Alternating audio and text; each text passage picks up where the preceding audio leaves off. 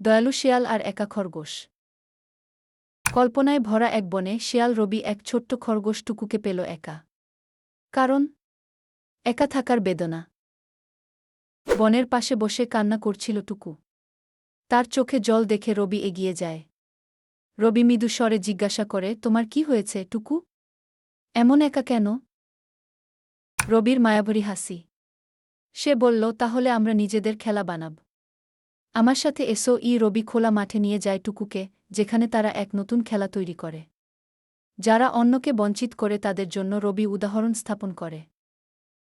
এই ছোট্ট গল্পে টুকু ও রবির বন্ধুত্বের বাঁধনের মাধ্যমে আমরা শিখি, প্রকৃত বন্ধু কখনো কাউকে তার দুর্বলতার জন্য ত্যাগ করে না।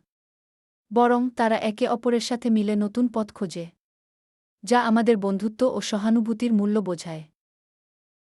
বন্ধুত্ব এবং সহানুভূতির এই পাঠ অন্যদের সঙ্গে শেয়ার করুন। যেমন রবি ও টুকু আমাদের শিখিয়েছে, তেমনি আমাদের কারোর সাথে একা হয়ে না পড়ে, বরং তারা যাদের খুব প্রয়োজন তাদের পাশে দাঁড়ানো উচিত।